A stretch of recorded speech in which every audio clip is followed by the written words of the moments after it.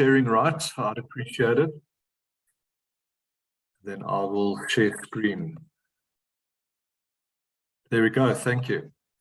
Right, good morning everybody. As Krista says, the last session of this nature for the year.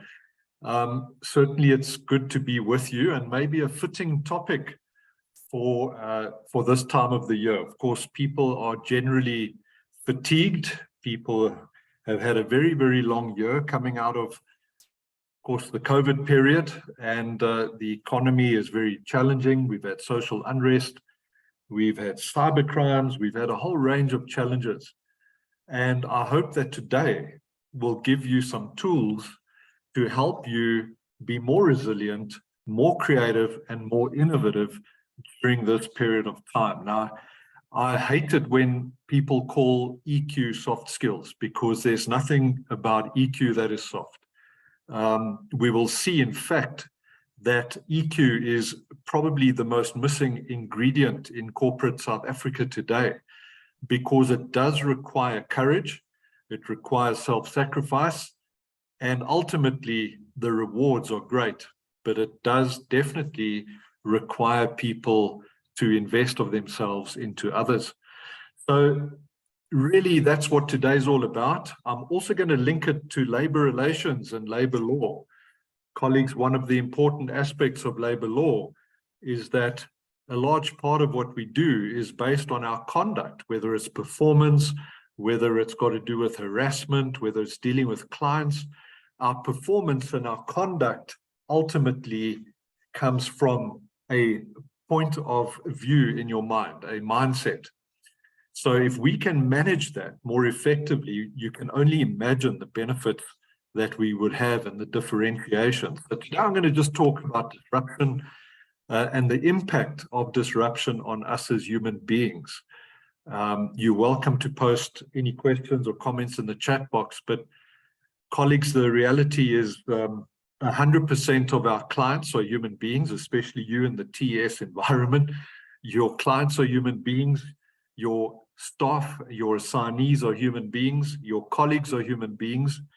Your suppliers are human beings. If you don't know how to deal with people, you actually have no chance in business in a sustainable manner. So disruption has got an important component because it has the effect of putting us on edge. It makes us anxious. And as a result of that, it actually disconnects a large part of our rational thinking. We're then going to link it to, for example, harassment.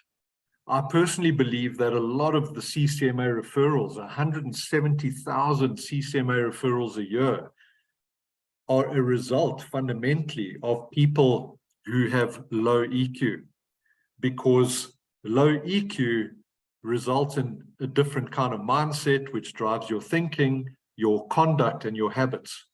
And I believe that if we could capacitate leaders, managers, and staff more effectively in respect of EQ, it would decrease our labor law risk, it would decrease the number of referrals to the CCMA, and ultimately make for a much more productive, happier, and motivated workforce.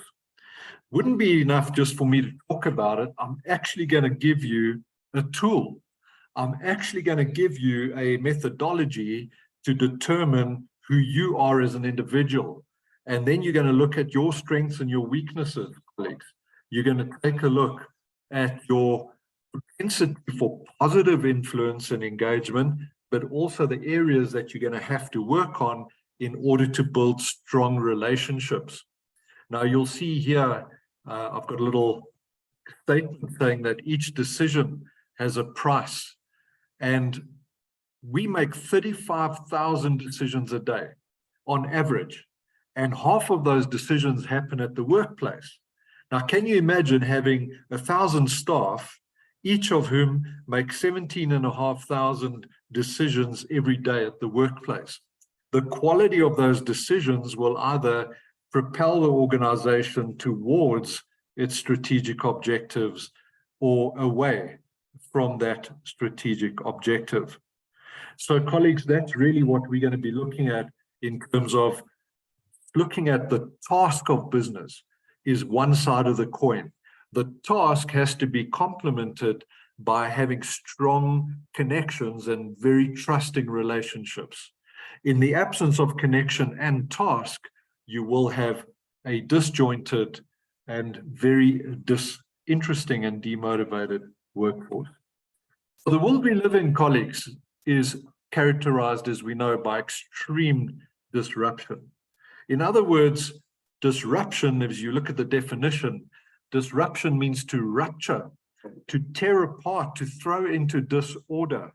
Now, I don't know about you, but in many instances, it seems that when my life is thrown into disruption, I tend to have a very heightened emotional awareness and response. In other words, in a disruptive environment, it brings on anxiety, it brings on worry, it brings on heightened irritability and maybe anger.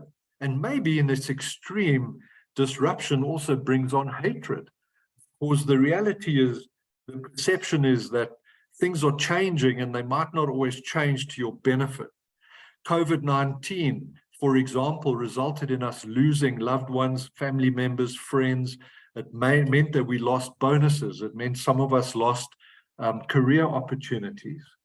And as a result of that, we respond emotionally. It's a human thing. That's the point. If we do not understand and deal with this aspect, it will have a negative influence on organizations and their ability to be sustainable and resilient. And we can see many organizations who've not been sustainable and not been resilient. And we're going to dig into that and say, what are some of the reasons for that to happen? Now, not only is there extreme change and disruption, but the rate of change, colleagues, is extremely, extremely quick. In other words, if we take a look at the statistics, it took 64 years for 50 million people to hop onto an airplane. I don't know about you, but I first hopped onto an airplane when I was in standard 8, or I think it's grade 10 today. Nowadays, my kids were on a flight when they were 3 months old. So the point I'm making is it took 64 years to get 50 million people onto an airplane, but it only took 19 days to get 50 million people onto Pokemon Go. The message, colleagues, is that not only is the disruption deep, but it is very, very quick, and it comes upon us extremely at an accelerated pace, to the extent that we don't even talk about a bell curve. We don't talk about change as a bell curve. We now start talking about change as a shark fin curve. This red curve illustrates the realities that we face. Waking up on the 26th of March, 2020, and suddenly we don't go to work because there's a level 5 lockdown. It means that overnight there's labor unrest and social unrest in KZN. It means that there's floods and natural disasters. It means that Russia invade the Ukraine.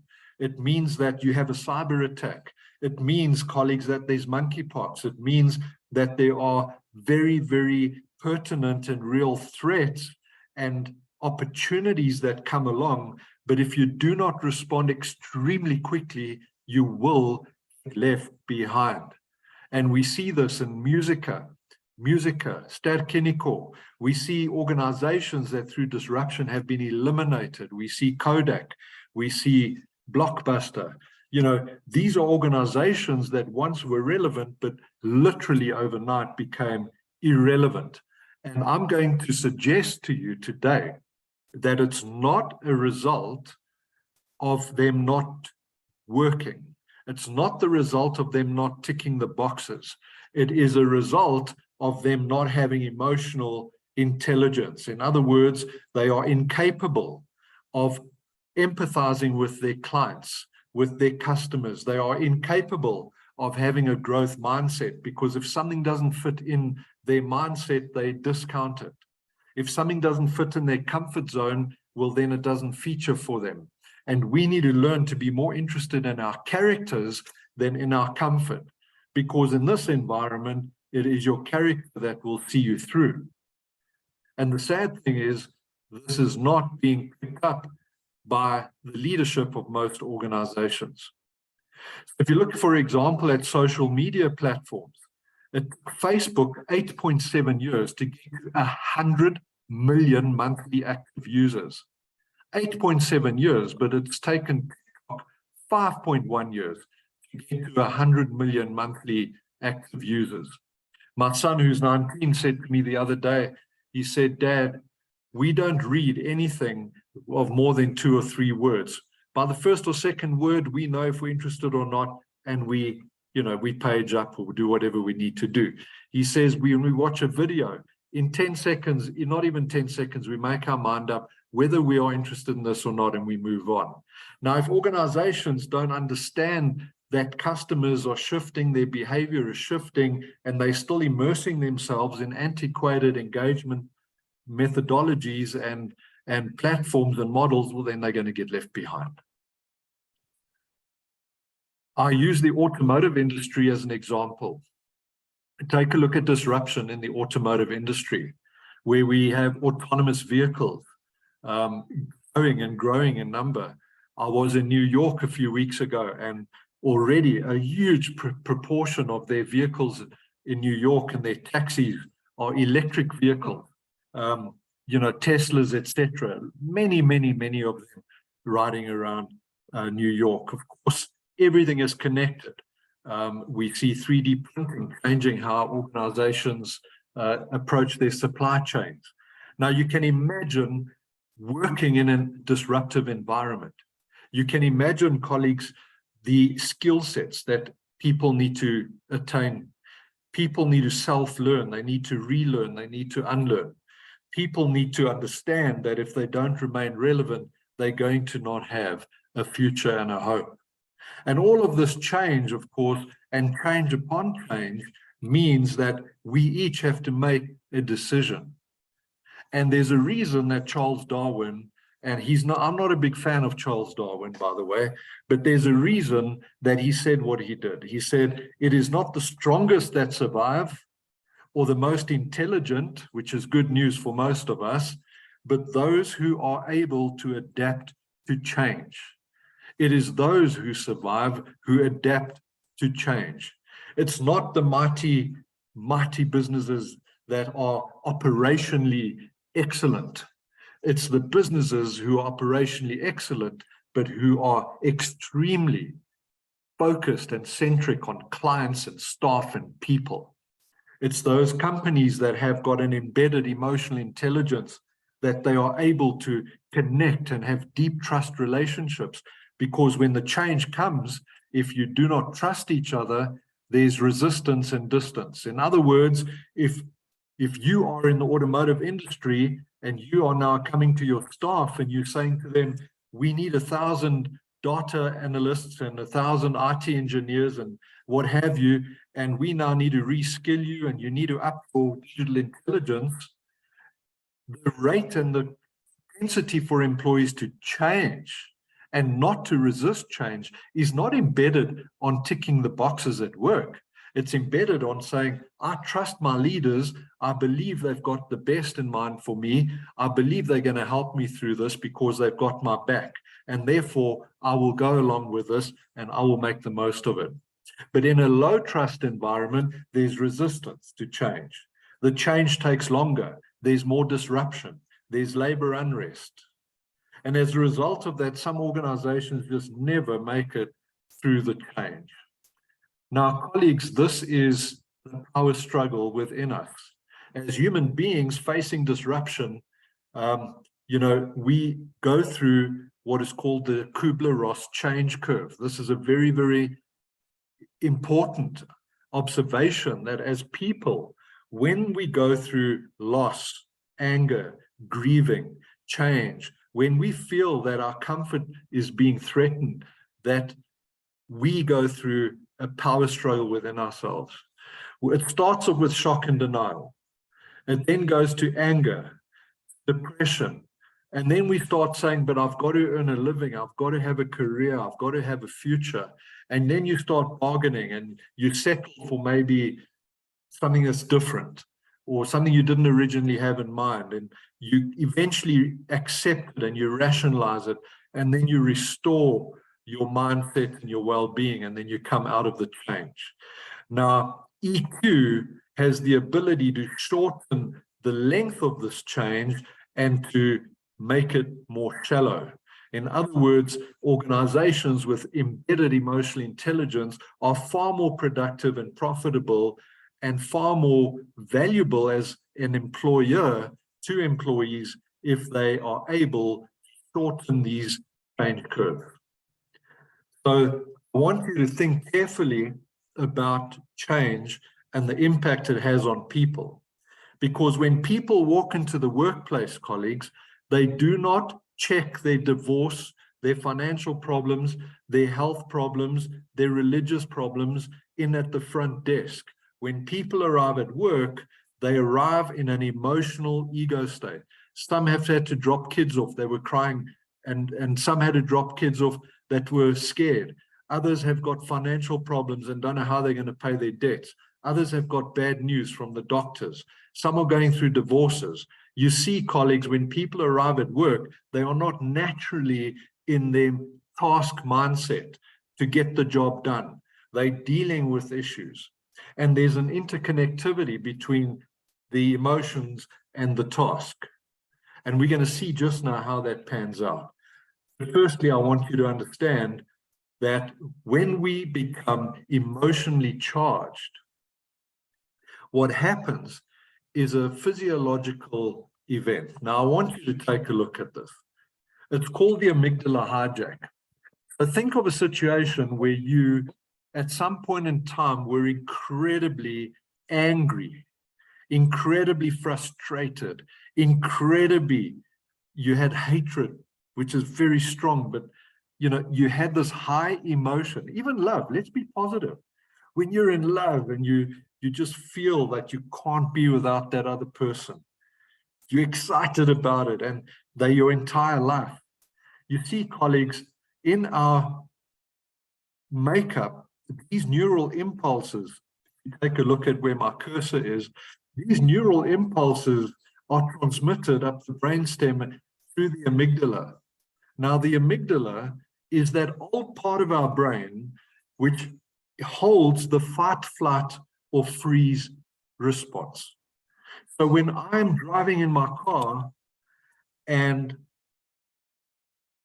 someone pulls in front of me without thinking, or even pulls in front of me with thinking just to be rude, what happens is the amygdala is the first respondent. In other words, it brings on anger. It brings on disgust. How can this person pull in front of me? How can my partner leave me? How can I be in this state after so many years of work that I can't even pay my bills? You see, colleagues, the amygdala has that effect of heightening your emotions. Now, what happens is if you react, once that neuron signal travels through the amygdala, if you then react immediately, I can guarantee you, you're going to make the wrong decision. Because your rational brain is the second respondent. Your rational brain only receives the signals subsequent to the amygdala. And that's why everyone always says to you, never react, rather take a deep breath, step back, reflect, and then respond, because your rational brain needs to kick in. So I want you to understand that it's natural to feel these emotions. There's nothing wrong with it. And in fact, it saves us sometimes.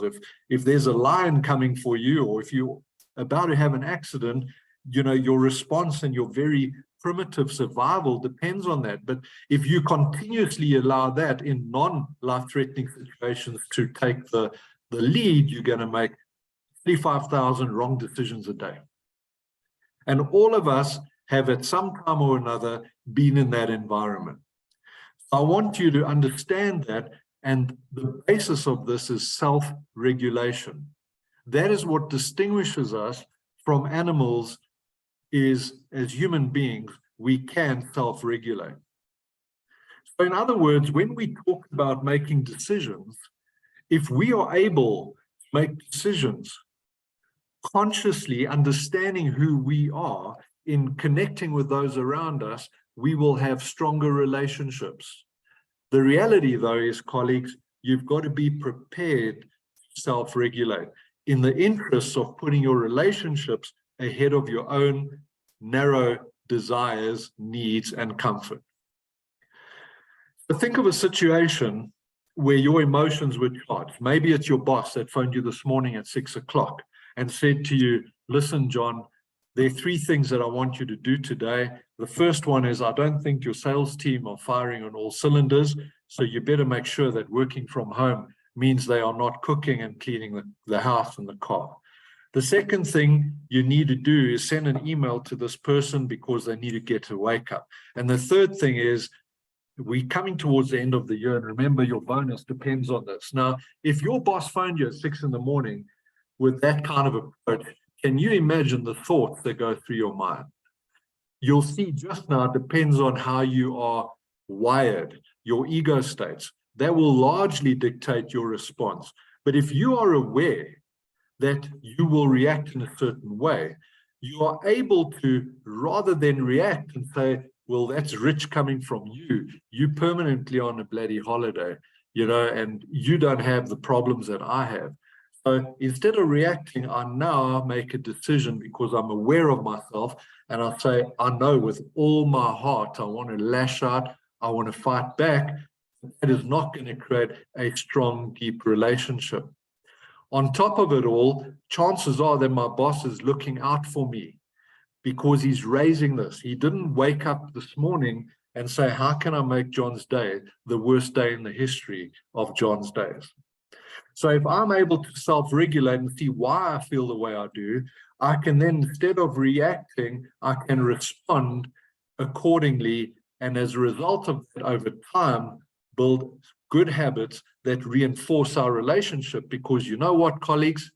A week from today, a month from today, a year from today, we might be in a situation where I need to rely on my boss to cover for me. And I want to have a strong relationship, not a relationship of mistrust. I hope this is starting to make sense. And the reality is, colleagues, based on all of our background, our value systems, our beliefs, our experiences, all of us have got a predisposition to think in a certain way. So many of us have been hurt in relationships, so we have a propensity to mistrust. So when someone opens their mouth and says something, you think, here goes again, I can't trust anyone. But often it's deeply rooted in your own pre-programmed disposition. And many times we respond off the back of that and we totally miss the point. Let's have a propensity to rather trust and build relationships than to build them down, break them down.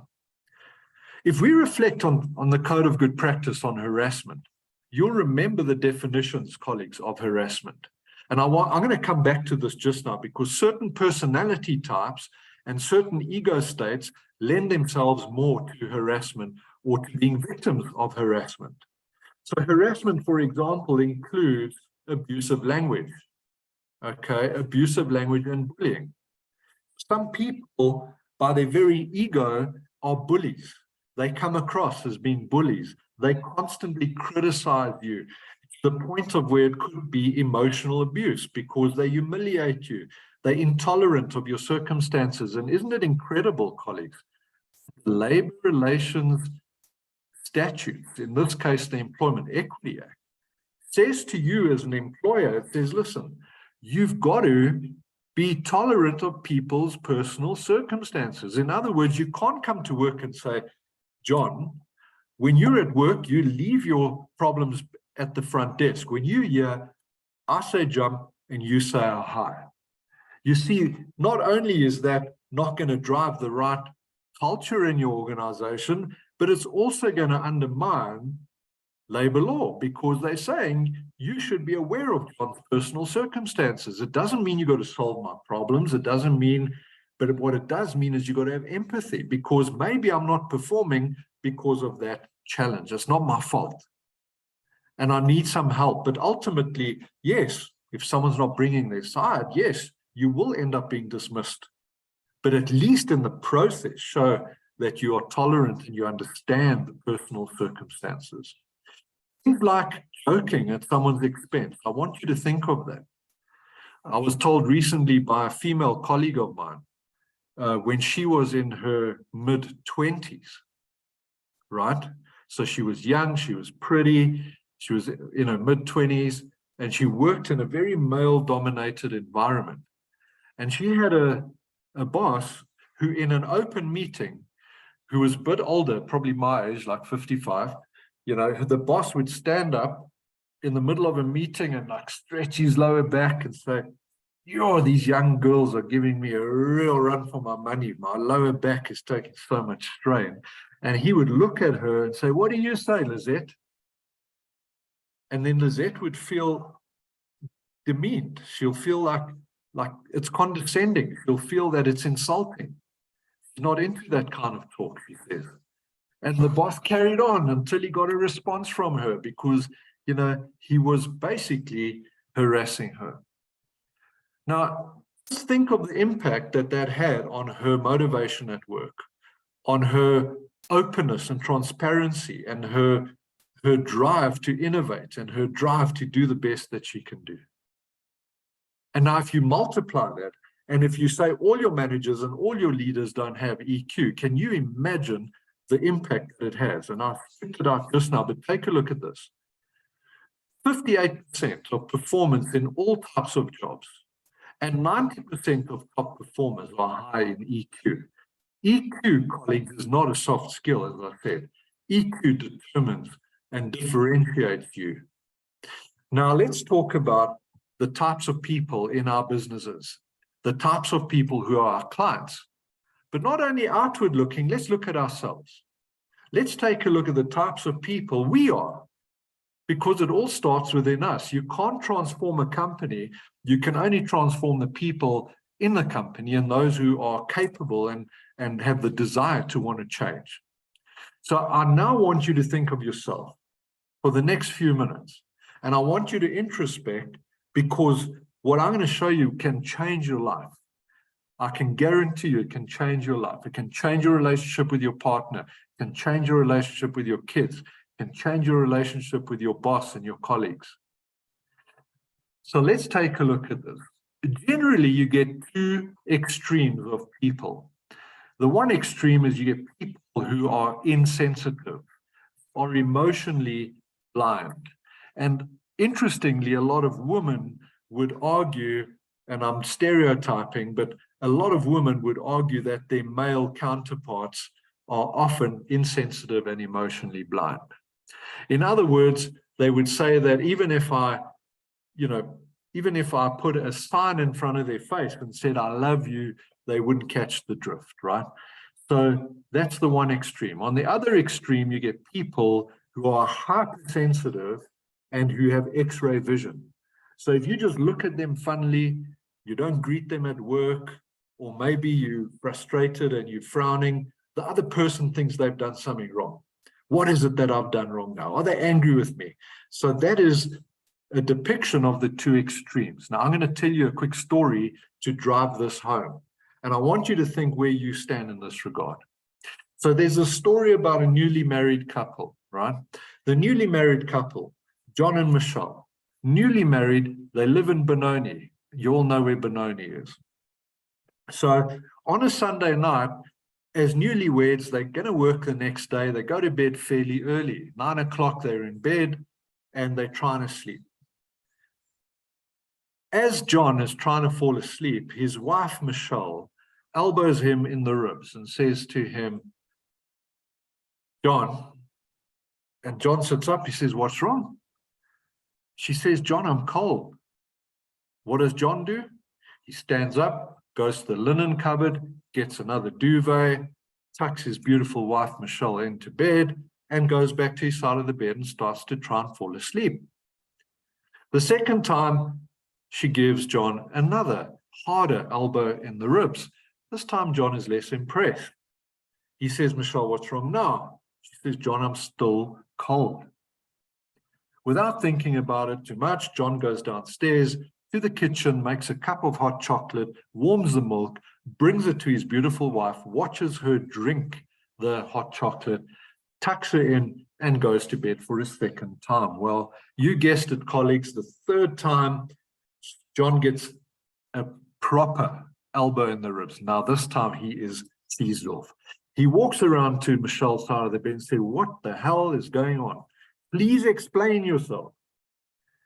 So Michelle says, "Listen, John, when I lived with my parents in Sandton, when I felt cold and insecure, I would go to my parents' room and I would crawl into bed with them, and they would comfort me and cuddle me and hug me and love me."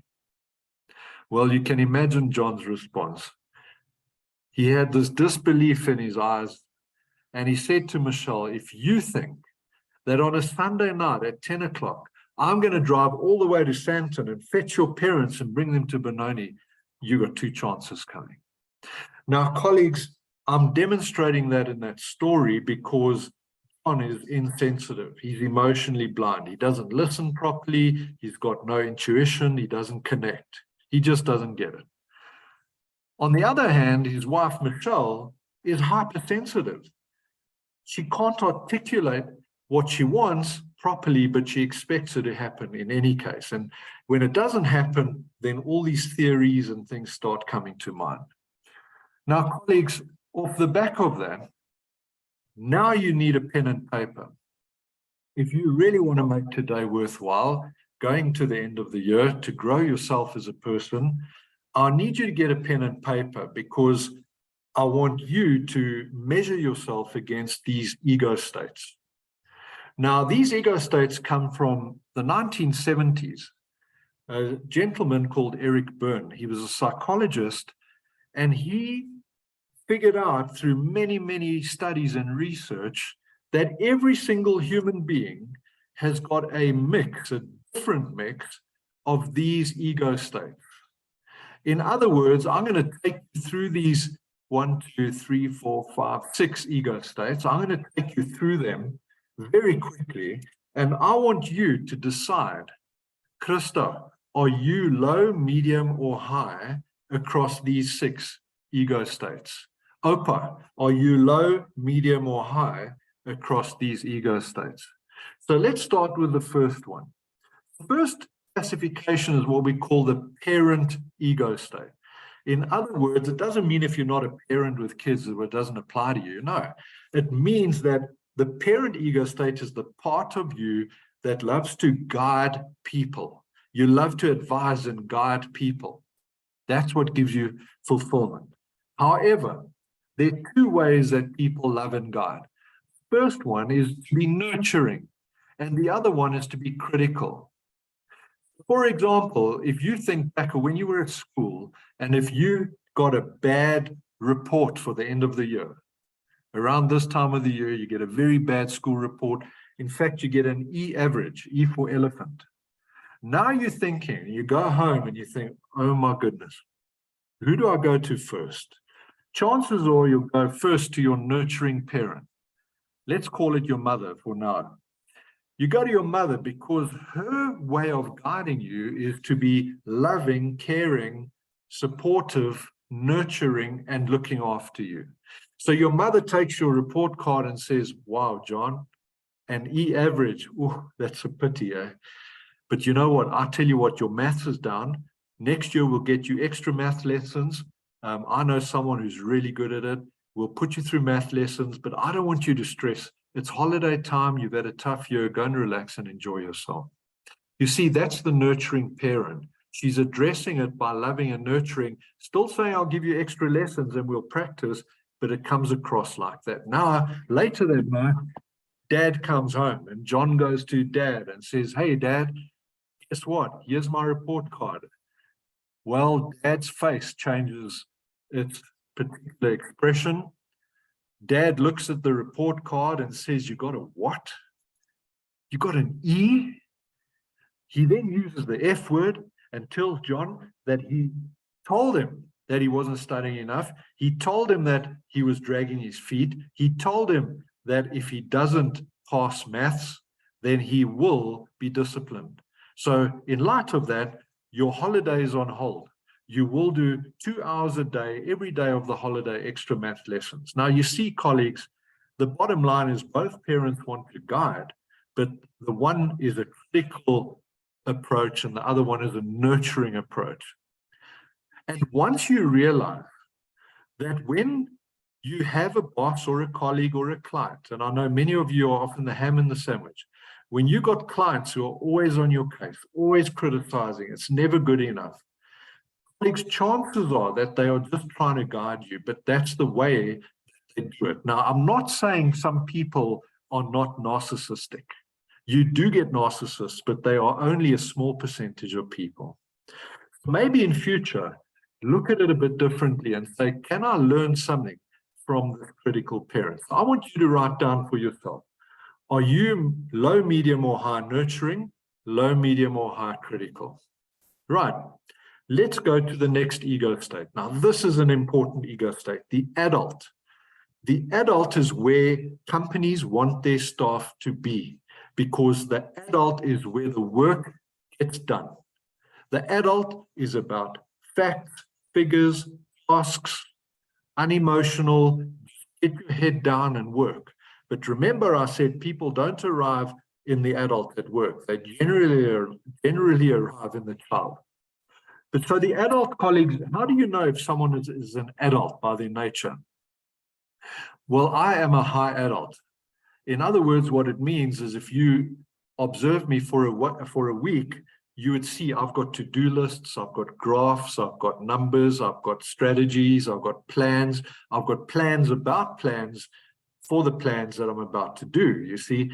So the adult is highly structured, logical, rational. You can see that. Are you low, medium, or high? Then you get the child ego state. The child ego state is the emotional part. Now, remember, we spoke about the amygdala, the emotional part of us, right? So the child ego state, there are 3 versions and sub-classifications. The first one is the free child.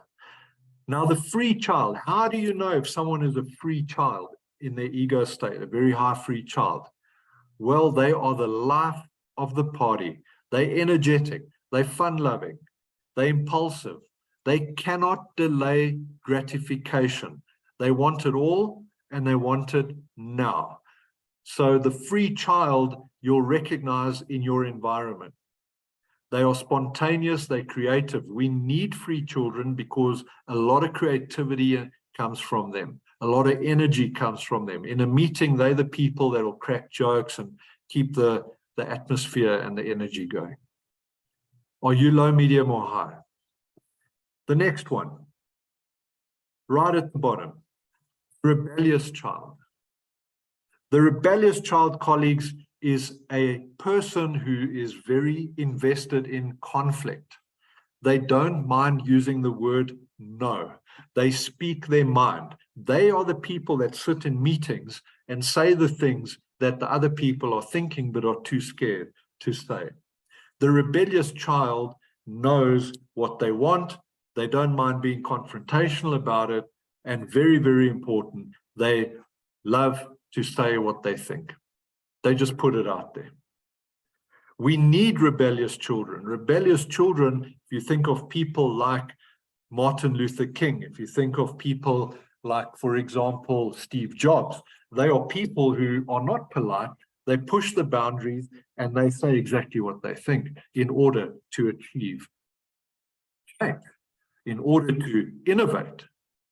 Then we have the adaptive child. Now, the adaptive child, ladies and gentlemen, is a very, very difficult ego state to manage if you have an adaptive child in your team or in your house. Because the adaptive child, you never quite know where you stand with them. They say yes when they mean no. In other words, you might say to your team, can everyone please work on Saturday because we need to do a stock take and we really only can do it on Saturday. Are you all in? And of course, everyone says, no, we're in. Meanwhile, the adaptive child thinks, oh my goodness, I've got a prize giving for my child, or I've got a birthday party, or I've promised to go with my partner somewhere. And they say, how the hell am I going to deal with this now? But they said yes, even though they're thinking no, no, no, because they want to be people pleasers. They want to be loved and included and recognized, and they don't want to disappoint people. Now, colleagues, off the back of all of this, okay, off the back of all of this, starting point of change and the starting point of emotional intelligence is self-awareness. Self-awareness, right? So now, if you do have a pen and paper, I want you to draw your own egogram. In other words, I want you to look at this diagram that's on the screen, and I want you to systematically go through your egogram. I'm going to do mine to give you a sense of how to do it. You can do this probably after hours at home, whenever, later today. But if I look at myself, colleagues, my critical parent is about 80%. And it's not an exact science. What do I mean by my critical parent is about 80%? Well, what I mean, colleagues, if you look at this previous slide, the good thing about the critical parent is they keep you on track, they push you to achieve, they manage teams well, they give insight and perspective.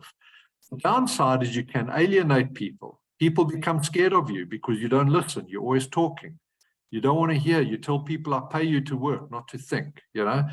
So the reality is my critical parent is about them. However, if I'm confronted by my son who has a bad school report, I know that my first response will be to be nurturing. My initial response to say, Josh, oh, I'm so sorry you got an E, my boy. We're going to have to deal with it. So my first response is like that. But then when I hear him telling me and giving me excuses, I'm very, very quick. I can very quickly go into critical parent and call him out. If he starts saying that the teacher didn't give them, or the lecturer at university didn't give them all the content, I'd say, listen, you're at university, bro. You've got to go and do your own research. So I'm very, very able to vacillate and interchange between critical parent and nurturing parent. I told you my adult is very, very high. Facts, figures, plans, structure. Then my free child. Now my free child, I would say, is probably around 50%. In other words, I do have energy. I do look at having fun from time to time, but it has dropped off over time. And I probably don't make things exciting enough for my team, for my family, for myself. So my free child is a lot lower than my adult. What does that mean, colleagues? It means that I need to consciously self-regulate and not be boring and dull and bring some life and energy into my engagements and connecting with people. Then we go into adaptive child. To what extent do I say yes when I mean no? To what extent do I want to be a people pleaser? And I would say probably between 65 and 70%. I do get myself in positions where I take on stuff I shouldn't take on. I've already got a lot of work and my boss will give me more work and I'll take it on. You see, people who are high adaptive children, colleagues, these people often suffer from burnout, depression, and those types of things because they don't know when to say enough is enough. So I would put my adaptive child there. My rebellious child, I would say, is about 60%. Because when I do want to rebel and say no, I can say no. Now, colleagues, this is your egogram. Each one of you will have a different egogram. They don't all have to add up to 100, as you can see. And what it does is it gives you a sense. Now, if you cluster them together, you'll see here, critical parent and nurturing parent are clustered together. Adult and free child are clustered together because they speak to one another. Adaptive child and rebellious child are clustered together. Now, someone once said to me, John, what is the ideal egogram? How do you know if you've got a good egogram from an emotional intelligence point of view? And the answer to that, colleagues, is there is no ideal egogram. Every egogram is important, useful, and valuable if it is used properly. We are all put together differently. The fact that I'm high and adult, right, means that I get the job done. Everyone that's worked with me previously will know that if I say I'm going to do something, I'm going to get it done. I'm going to get it done on time. But in the process, I might be incredibly boring. Okay? People know that when they come to me, I'll be nurturing, but they also know I'm not going to be a pushover. People know that I'm adaptive, but if they push me too far, I'm going to push back. So colleagues, for me to understand this means that I can now go and introspect, and I can say to myself, when I deal with other people around me that have got different ego states, how do I regulate my responses? In other words, if I want my team to get energy and innovate and create, I can't walk into the meeting with an agenda and a to-do list. I've got to bring in consciously some form of engagement, some exercises, some team building, and some motivation to do their best and be creative. One thing that I've come across, colleagues, is that I find many leaders, let me rephrase, many managers, because I don't want to tar leaders and managers with the same brush, right? I find that many managers have got an ego state like the one in front of me. They are very high critical parent and they are very high adult. What does that mean? Well, the critical parent means that they're not good listeners. They always talk. They want to be heard. It's their way or the highway. They'll criticize and push for more. And when you achieve your goals, they will move the goalposts because they can. Okay. So colleagues, a critical parent, and then on top of it, incredibly task focused. They're boring. They're insensitive. It's all about the task and about the task and about the task. Now, in this kind of environment, okay, in this kind of environment, and sorry, I'm just looking, I didn't put one of the slides in, so I'm going to quickly pop it in now. Now, I want you to think about this, colleagues. Think about the organizational culture in an environment where the managers are mainly critical parent adults and they don't have EQ. In other words, they're not able to recognize this and they just keep heading down the same track all the time. What is the result of that? So let me see if I can draw here. Okay, I want you to carefully think of this. Okay. So there's my little graph. Okay, so if you have managers in your company, and if your senior managers in particular are by their nature critical parent adult, nothing's ever good enough. They're always pushing for more. There's very little recognition. There's very little encouragement. It's always, you can do better, you better do better, etc. And then it's all about, did you do this, did you do that? It's about micromanagement at a different level, right? Now, if that is your environment, what you find often is people in that team or in that environment are very fearful. They fear. They're literally scared of their leaders. They are fear. Okay, they might be silent. In other words, they're too scared to speak up because they'll just be outshouted, they'll just be discredited, and they won't be heard because it doesn't align with the leader's idea, or the manager's idea. There will also be a lot of resistance, passive-aggressive resistance. Okay.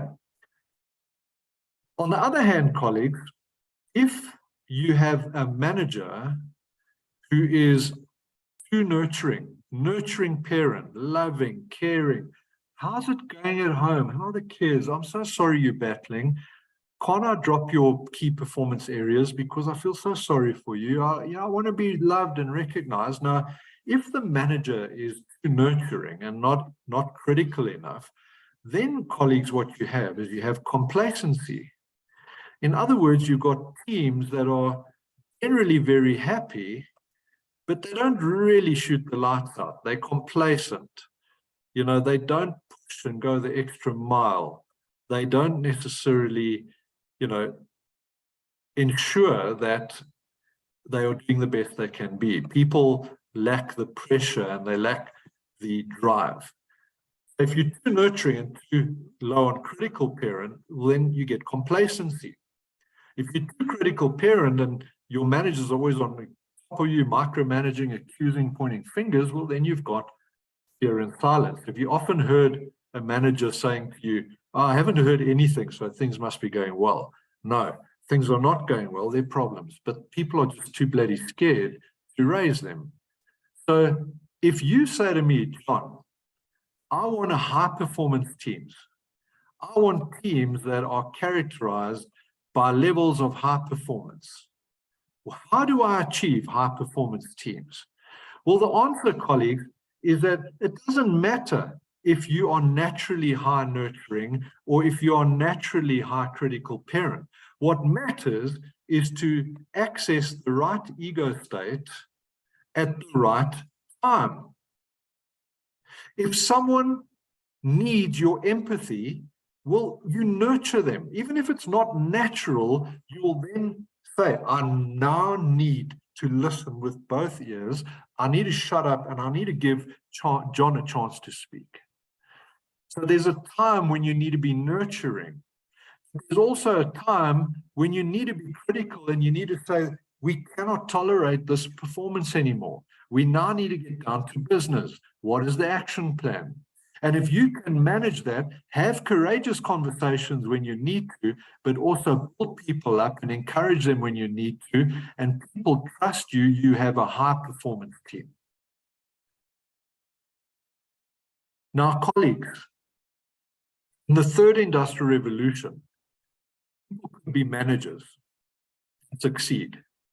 They could issue instructions, control, micromanage, instruct, direct, not care about your well-being. When you come to work, it didn't work. That used to work in the third industrial revolution. But in our environment we're in now, it won't work anymore because people's levels of distress are amongst the highest in the world, in South Africa in particular. Because people do not arrive at work ready to work. They need to be understood, they need to be recognized and connected with. And this has come up, the point that I'm trying to make, is you get people, some people are called leaders, and some people are called managers. And for me, we need a healthy dose of both. You see, colleagues, a leader takes care of the people in their charge. A manager takes charge of the people in their care. You've got that? There's a time when you need to be a leader and you need to say, I want to understand where John is coming from. I need to understand what his situation is. I want to understand why he's emotionally drained or whatever. But there's a time I need to be a manager and I need to take control and I need to say, well, now we need action. So leaders take care, managers take charge. You need to know when to do which one of these. I hope, colleagues, that is unpacking this ego state and the egogram in more detail. Specifically, colleagues, I want to go back to these ego states. Okay? I want to go back to these ego states. Let's come back to sexual harassment. Or not sexual harassment, any form of harassment. If the employee being harassed is an adaptive person, they don't like to create friction, they don't like conflict, they want to be loved and appreciated. You might find people that are victims of harassment that are by their nature adaptive won't go and report what's happening very easily. So you need to be aware of their ego state so that you can figure if something's wrong. Can you imagine if a manager is a huge critical parent? In other words, imagine if a manager, by his or her very nature, is extremely critical, and to the point where they start breaking down the employee's self-esteem, psychologically damaging them, even health-related problems. You see, colleagues, the code of practice on harassment is that is harassment, because it doesn't matter. The codes are not saying you can't criticize your staff. They say don't be to the point of destruction. There must be a point where if people are not cutting it, discipline them. Follow formal process. If people are not performing, follow incapacity due to poor performance. But don't go and break them down and break them down and break them down. You see, people who are very high adults and insensitive, they might also, colleagues, ultimately be found wanting. Free child is one of the biggest concerns I have when it comes to harassment, because the free child lives in the moment. So they get a funny cartoon or someone tells them a joke which is racist or sexist, and because they live in the moment and they think they're very funny, they then push the send button and then they go and share that, and that's harassment. So I hope, colleagues, that you're learning more about yourself and about others. So what is the message? EQ, colleagues, is the ability to understand yourself so that when you engage with other people, you can be more conscious and deliberate to connect with them and not just to impose who you are on them. Just like Sorrel and Sunette. If Sorrel had emotional intelligence, he would have said to Sunette, "You're saying you're cold, but it's not really that cold. Is there something you want to talk to me about?" You know, colleagues, let me use another example and then I'll move on. We're almost at the end of it. I'm going to use an example of my son. Once again, his name's Joshua, as you've heard. And he's an incredible boy and I love him dearly, okay? So now, colleagues, let's take a look at Joshua. Remember I said to you that the adult is where the work gets done, right? If we can bring all of our employees into the adult every day, 100% into the adult, goodness gracious me, we'll shoot the lights out. But now I'll go to Joshua, and this is a true story, by the way. He's at Tuks University. I'll say to him, "Listen, Josh, when is your stats exam?" Because I know if he's going to fail something this year in his BCom, it's going to be stats. So I say to him, "Joshy, when's your stats exam?" You know what he says to me? He says, "Dad, it's next week, Monday." He tells me this 2 days ago, past Monday. He tells me it's a week from then. It's next week, Monday's his stats exam. I say to him, "So when are you going to start studying for stats?" Because I see him playing Xbox. I see him on YouTube. I see him with his girlfriend, but I ain't seeing any stats happening. So he says to me, "Oh, Dad, I don't know, maybe Sunday night, the day before the exam." Now, because I've invested time in my own son, I know that Joshua, colleagues, is a very high free child. Okay, so he's a very high free child. Okay, so his free child is like through the roof. His adult is down there. Okay, and he can be quite critical, I must tell you as well. But that's probably my son's egogram. Okay, in fact, his adult is even lower. I know that his main ego state at the moment is free child. That's him. Tomorrow is another day. I'm living in the moment. I'm trying to break my best score on Xbox. I say to myself, "Well, John, you've got two options to get Joshua into the adult. The one option is not to go and be a critical parent." Can you imagine if I was a critical parent to him and I said to him, "Listen, my boy, let me just tell you something. I'm paying 100,000 Rand a year for you to go to Tuks. I work my butt off, and I'm not going to let you be the first one in our family to fail a year because you're sitting on your blessed assurance doing nothing." Now, if I approached him as critical parent, because I have got a high critical parent, and I know that, but if I go to him and say that, what do you think's going to happen?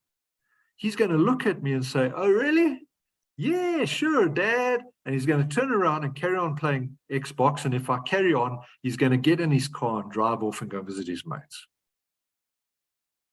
And you might say, but John, you better discipline him. I say, listen, I want to build a strong relationship with my son. A relationship that works and is meaningful and gets the best outcome. I don't one day want him not to be connected to me when he's married and he's got his kids. So there is a way. It's not necessarily my way. The fact that I'm critical doesn't mean he's got to fit into my frame of mind. So I think to myself, I say, okay, what is the best way to connect with a free child?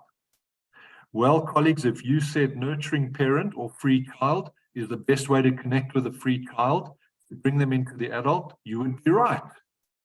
So what I do is I'm not naturally anymore, the older I get, I'm not naturally anymore high on free child like he is. I'm halfway there, but I self-sacrifice. Now, it sounds crazy to say I'm self-sacrificing, but I am, because I've got work to do. I've got emails to answer, but I'm self-sacrificing. You know what I do? I say to him, okay, you little so-and-so, although he's 1.94 m and I'm only 188, I look at him and I say, I can take you out in rugby. Do you want to try me? He says, I'm in. We get in the car, we put on our shorts, we get in the car, we go to the park. We have a touch rugby game because I can't tackle him anymore. We have fun, we wrestle, we rub sweat and mud all over each other, we get home. And on the way home driving, I'll say to him, hey, Josh, about that stats, I've got work to do. Why don't you join me at the dining room table? You do stats, I'll do my slides for Krista. And then we work together. And I promise you, colleagues, 9 times out of 10, I bring him into the adult. If someone's critical, if you've got a boss who's critical, and they're on your case, how do you connect with a critical parent? Not by being critical back. You're going to nurturing an adult. So if my boss phones me and tells me, John, your revenue is behind target, I don't tell him, mind your own business. It's not the end of the year yet. We've got something in store. No, I say to him, Johnny, I understand where you're coming from. And I do understand because you're trying to guide me. But I'm telling you, I'm going to talk to my sales and marketing team. We've got a plan of action, and I guarantee you we're going to make it happen. You see, colleagues, he then leaves, I leave, we're both happy, we live to fight another day. Well, I hope you find that interesting, because emotional intelligence is about building strong relationships so that when the tough times come, colleagues, that you've got very, very resilient, trusting, transparent, and fair relationships. You see, when the tough times come, and all of you've heard a story, a house that's built on the sand gets washed away when the storms of life come. But a house that is built on the rock, on strong relationships, on integrity and credibility, when the storms come, they'll feel the storms, but they've got a much greater chance of standing strong. So maybe next year, Krista, we can do part 2 when we start taking a look at how do we connect better with other people now that we know ourselves. But I'm going to end today's session by challenging each and every one of us by saying to you, when you walk down the street and you fall into the hole, are you saying that you're lost, you're helpless, it's not your fault? In other words, if you're battling in your relationship with your son and you're critical the whole time and he resents you and you're fighting with each other, every time you fall into the hole, next week it's something else, you fall into the same hole, you still fight, you still argue, you're building resentment and distance. But you're saying it's not my fault, he must come right, it's his fault, he must come right. Then it happens again. But now you start realizing this is a habit. I've again done it. I'm so cross with myself that I've caused a division between my wife and I, between my boss, between my client. It's a habit that I'm in. I'm critical. I need to get this done. And now your eyes start opening and now you say, I can see the hole coming. Next time I'm going to change my approach. I'm going to walk around this hole. And you know, colleagues, the beauty about emotional intelligence is that it's like muscles. It's like muscles because they develop over time. If you go to the gym this morning and you stand in front of the mirror and you flex your muscles, you're not going to see anything change. But a week from now, a month from now, 6 months from now, a year from now, if you go the extra mile, if you self-sacrifice, you will see the results in yourself and you'll see the results in your teams. So IQ doesn't change. If you're born stupid, you die stupid. But EQ can be grown, but it's only those who desire, those who put others at least on an equal footing of importance with you. And once you get it right, you walk down another street. And these are the organizations that are the top employers in the world. These are the Microsofts, the Netflixes. These are the L'Oreals and the Nestles. These are the organizations that are the top employers. These are the families and friends have got long-term, long-standing relationships that have weathered the storms. These are the relationships because you have been prepared to self-sacrifice. But remember, it's not just self-sacrifice, because there will also be times where you need to draw on that emotional bank balance and say, so far and no further. I've tried nurturing, I've tried to encourage, but now we need results. And you also need to have courageous conversations. But that is a story for another day. I'm going to play out with this video. Colleagues, I'm going to play out with this video, and then I'll hand back to you. Thank you. From the beginning of their journeys, the sisters show big differences in attitude, and it starts with where they place their focus. Amy seems to be really excited about the opportunity TLC has given them to get weight loss surgery. She's enthusiastic, she's positive, and she does everything with a great sense of humor. Amy seems to be looking forward to and focused on all the good things this journey is going to add to her life.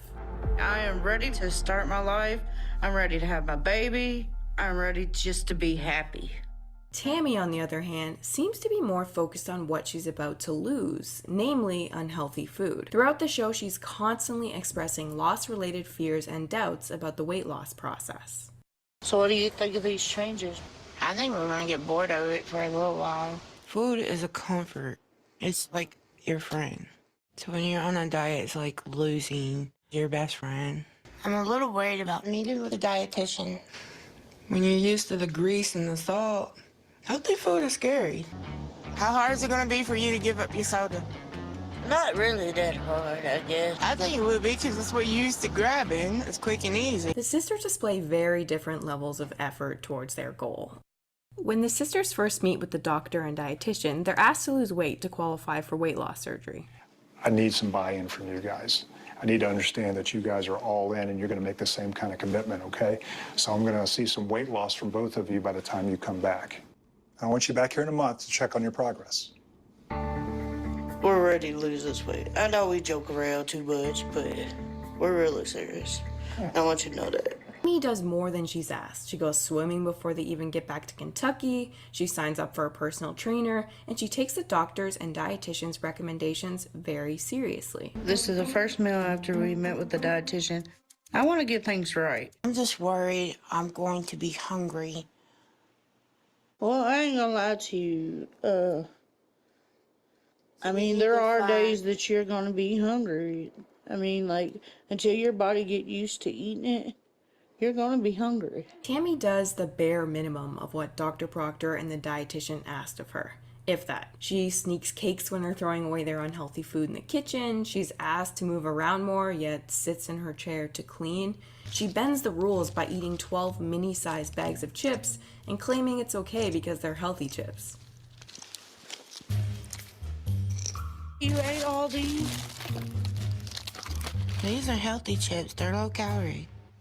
Yeah, but low calorie don't mean no calorie. Dr. Proctor suggested I start Being more active. I don't know how confident I am that I can do that right now. Tammy's perception of effort is very flawed. Listen to her idea of trying. I think it's low for me because I'm not making enough right choices. Well, you know what you gotta do to change it. Well, one, I need to give up all the fried foods. At least most of them. No, all of them. I'm trying. But the other day, we went to the junkyard to weigh ourselves. And it was a big disappointment. Now, I am determined I'm getting this surgery. We're all kind of disappointed. We didn't lose the weight we're supposed to lose. But I'm going to continue doing what I do now. And I'm going to amp up the workouts. I'm going to amp up the diet. I'm going to amp up everything. We're going back to Dr. Proctor's in a month. So I got to keep going. I got to lose this weight. I'm going to do everything in my power to get approved for surgery. I want to give up because I can't do more and because of Amy. There's no way. I can't. Sometimes I feel like a victim. I wish I could get up and do more for myself. You just got to work harder. I try to. Dr. Proctor felt that Amy had proven herself and she was approved for surgery. I don't think you thought you could, but you did it. I'm proud of you. Come on, have a seat.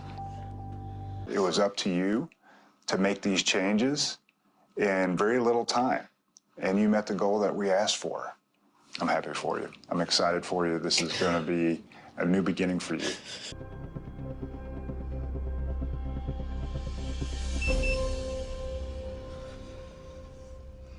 Tammy was a long way from meeting her goal.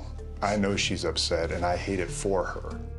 But it illustrates the fact that she doesn't quite understand and isn't ready to make the changes that she needs to meet her weight loss goal and eventually have surgery. Looking at Gage, I just see his whole future, basically. I see him going off to college. And it's an emotion you can't really talk about because you just love him so much, you don't have words to explain how much you love him so much. I'm worried about Tammy. I'm afraid that the longer this goes, your mobility is going to go away. As soon as you can't walk, that's going to be the end of it for you. I'm really worried about you because your chances of dying in the next 5 years are about 80% if nothing happens. From the beginning of their journeys,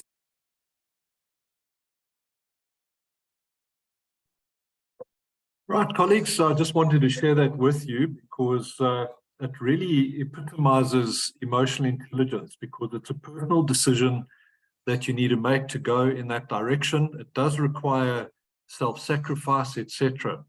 So I see there's a question or comment from Albie. Do you think that the new generation, Albie, coming to the workplace are more rebellious children?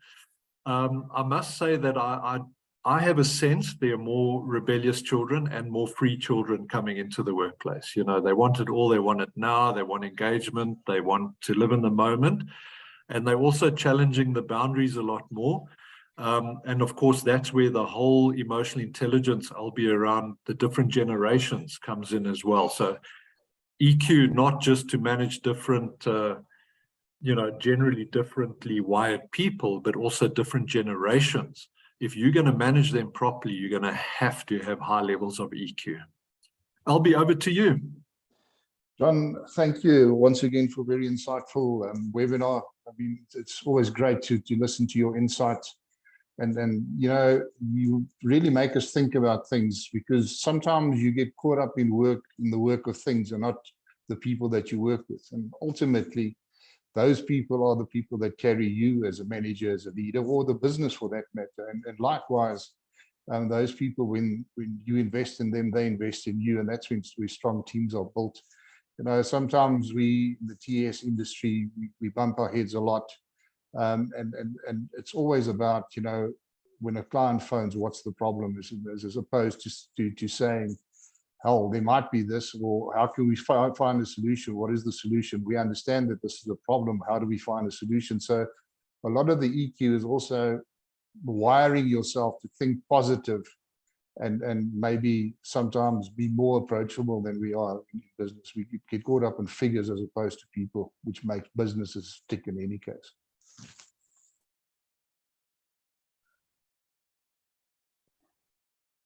Percent, and as you articulated, Albie, I've been in your industry, as you know, and I remember clients phone, they say, you better get here into Durban, your margins are too high, and the first thing you do is you just want to like rip them to pieces. But chances are they've got a good reason for raising it, and you can have a better outcome if you rather work together than criticize and walk in defensively, But I'll be absolutely, man, and thank you for the opportunity. And I just want to wish you and your team and the whole association all the best for the end of the year. Thanks for everything. Thank you, John, and likewise to you guys at Global as well. Thank you, guys, and hopefully we've taken something away out of this. I've certainly taken a lot out of this, and it's made me think my approach to how I do things. And maybe it's the start where we can start this in our own organizations. And Krista, thank you for all of the arrangements and then putting all of this together. We really appreciate it. You're welcome. Thanks for everyone and taking the time to attend our last session of the year. And there will be the same will be happening next year. So we're looking forward to it. Thank you, John. We really appreciate all your effort. Thank you. Thank you, guys, and then we'll see you at the next webinar.